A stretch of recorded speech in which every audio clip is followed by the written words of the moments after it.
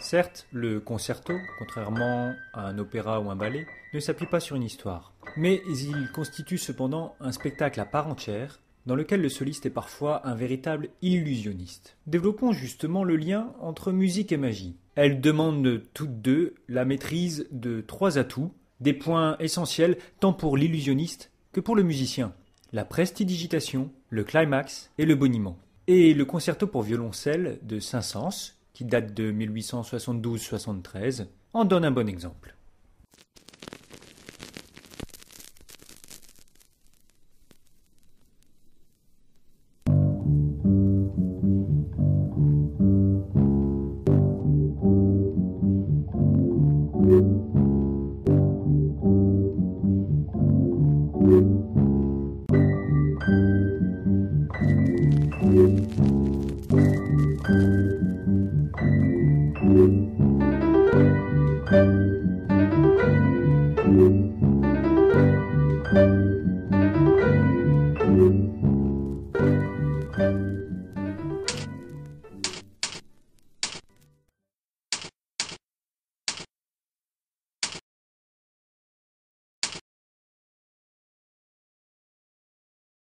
Créé par Jules de Rovere au XIXe siècle, le mot prestidigitation vient de l'italien presto digiti, qui signifie agilité des doigts, ce qu'on appelle en musique la virtuosité.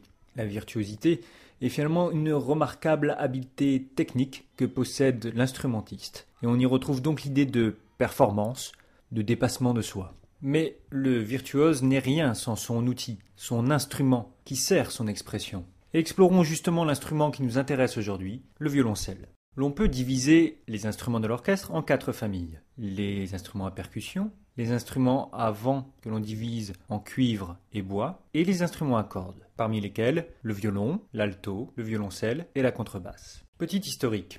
La famille des violons descend du rebab et aurait été développée vers 1530 par Andrea Amati, un luthier italien. Mais il faudra attendre plus de 200 ans pour que le violoncelle soit utilisé de façon répandue. En effet, il a un concurrent sérieux, la viole de gambe, qui sera préférée par de nombreux compositeurs de l'époque baroque, comme Purcell, Couperin ou Marin-Marais.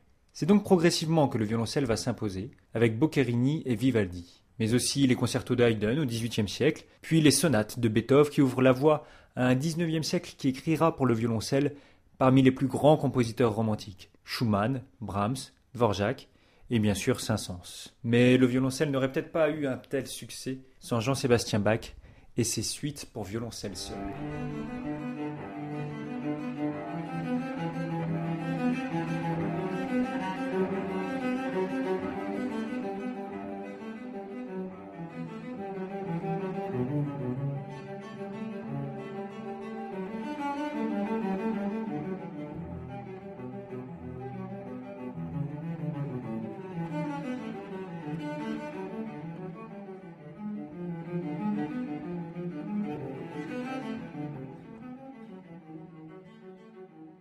Le concerto est un genre de musique réunissant un soliste et l'orchestre. Et le premier atout pour le soliste est donc, comme pour le magicien, la prestidigitation avec son instrument.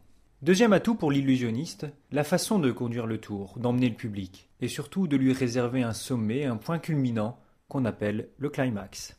Pour comprendre ce qu'est le climax en musique, il nous faut appréhender la notion du temps. Et donc celle de forme musicale. Qu'est-ce que la forme en musique? Il s'agit en quelque sorte de synthétiser sur le papier le déroulement du morceau, comme une partition, mais de façon encore plus synthétique. À grande échelle, notre concerto est divisé en 3 grandes parties. On parle de mouvements, un peu comme les pistes d'un album ou les chapitres d'un livre. Et à plus petite échelle, chacun de nos mouvements aura une forme spécifique. Pour bien comprendre comment on synthétise une forme, voici un exemple bien connu.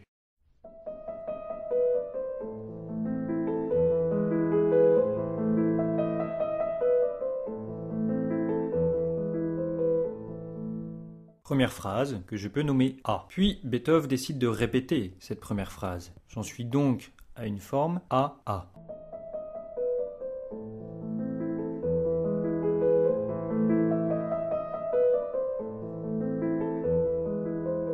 Maintenant que la phrase a été répétée, je peux donc de façon classique proposer un contraste. Voici donc la phrase B.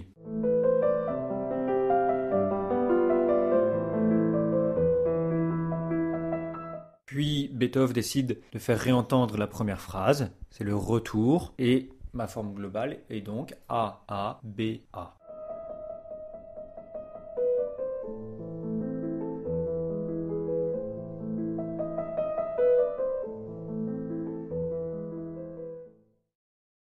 Entrons à présent dans le détail des formes du concerto de Saint-Saëns. Voici le début, que nous nommerons de façon tout à fait originale A.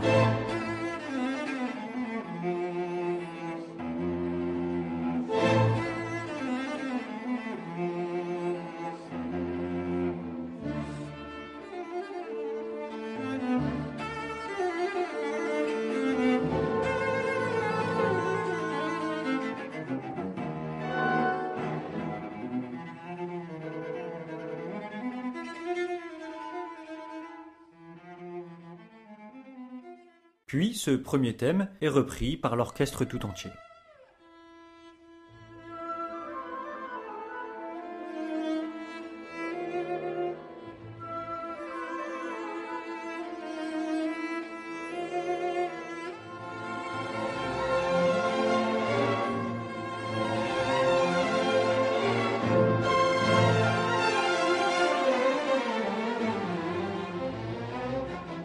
À présent, Saint-Saëns propose un deuxième thème qui contraste avec le premier.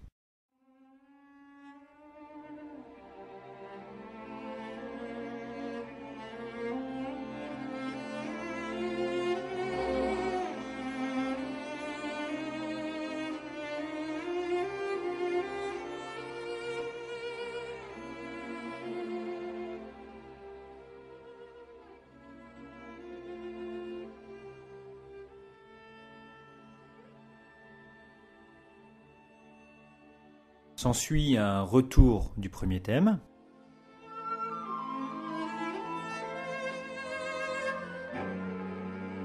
À présent, Saint-Saëns va plus loin que dans notre exemple de la lettre à Élise de tout à l'heure et propose un troisième thème, thème C. Et nous voilà au climax de ce premier mouvement.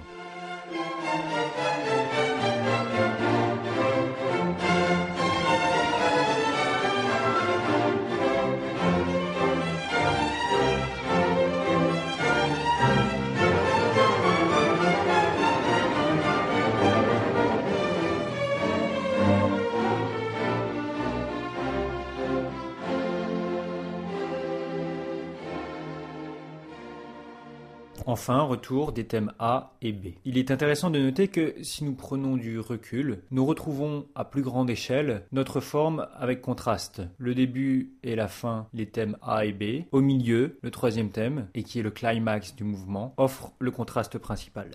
Voilà donc pour ce qui est de la forme de notre premier mouvement. Le deuxième mouvement, quant à lui, adopte une forme menuée, une de ces anciennes danses de cour qu'apprécie beaucoup Saint-Saëns.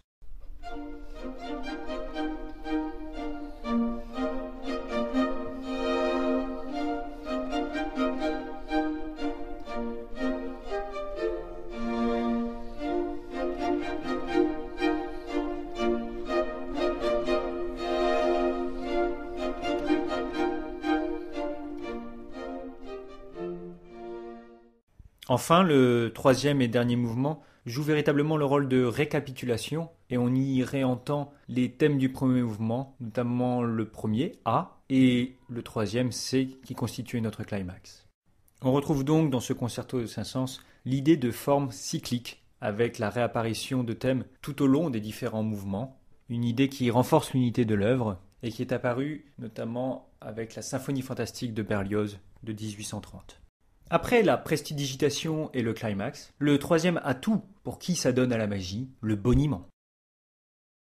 Ce qu'on dit, la façon dont on captive l'auditoire, tout cela fait partie de ce qu'on appelle en musique le discours. Et le discours musical concerne aussi bien le compositeur que l'interprète. L'interprète, d'aujourd'hui, devra donc s'approprier le discours du compositeur de la façon la plus convaincante possible, à un compositeur d'une autre époque bien souvent, comme c'est ici le cas avec Saint-Saëns, et c'est le moment de notre minute biographique. Camille Saint-Saëns est né à Paris le 9 octobre 1835. Ayant commencé le piano avec sa grand-tante, l'enfant prodige donne son premier concert à l'âge de 11 ans, avec notamment le troisième concerto de Beethoven. 2 ans plus tard, il entre au Conservatoire de Paris où il étudie l'orgue et la composition. La guerre de 1870 éveillera chez Saint-Saëns, comme pour la plupart de ses contemporains, un certain patriotisme, et il crée avec notamment Gabriel Fauré la Société nationale de musique, dont le but est de favoriser la diffusion des œuvres écrites par les compositeurs français contemporains. C'est dans ce contexte qu'il écrit son premier concerto pour violoncelle en 1872-1873. Dans les années 1880, Saint-Saëns composera 2 œuvres majeures, la symphonie numéro 3 avec orgue et le Carnaval des animaux en 1886. C'est aussi durant cette période qu'il voyage beaucoup et se produit en Europe, Asie de l'Est, Amérique du Sud, Afrique du Nord. Mais à l'approche de la Première Guerre mondiale, les goûts français ont changé et Saint-Saëns n'est plus apprécié comme il l'était au XIXe siècle. Face aux plus jeunes compositeurs que sont Ravel et Debussy, le style classique de Saint-Saëns n'attire plus. Le 16 décembre 1921, âgé de 86 ans, Saint-Saëns aurait, selon la légende, prononcé ces mots. Cette fois, je crois que c'est vraiment la fin. Fin de la minute biographique. Saint-Saëns a donc traversé différentes époques, mais on peut rattacher une grande partie de sa production, dont notre concerto pour violoncelle, à l'époque romantique. Qu'est-ce que le romantisme ? Courant littéraire provenant d'Allemagne et se répandant dans toute l'Europe au XIXe siècle, le romantisme peut être schématisé par la réaction du sentiment contre la raison, caractéristique de l'époque précédente, celle des Lumières. Exaltant ainsi le mystère, le fantastique, le passé, le rêve, les poètes et écrivains, mais aussi les peintres et les musiciens, tous cherchent à exprimer le moi intérieur et profond, les extases et tourments du cœur et de l'âme. Comment cela donc se traduit-il en musique ? Et voici que l'on retrouve donc notre idée de discours. Un discours en apparence paradoxal, et c'est là toute la force du romantisme. Il s'agit d'exprimer l'intériorité de l'âme. Et le concerto devient donc un modèle du genre, avec la présence d'un soliste, solitaire, au milieu de l'orchestre.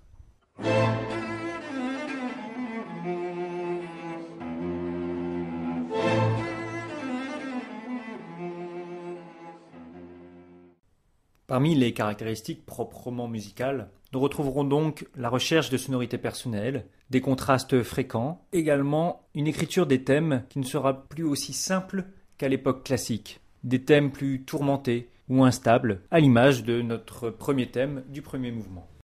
Après avoir fait une telle comparaison entre l'art de l'illusion et la musique, et mis en exergue l'importance commune de la prestidigitation, le climax et le discours, je ne peux pas ne pas aborder une question cruciale en magie, la règle du secret. Le secret et le respect des autres magiciens sont à la base de l'éthique des magiciens, et les artistes prestidigitateurs doivent prêter le serment solennel suivant.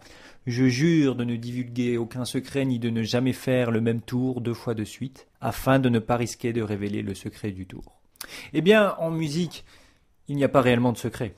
Il s'agit plutôt de sensibilité, de culture, de compréhension d'un monde en soi, ainsi que de travail, de pratique, pour partager des moments magiques.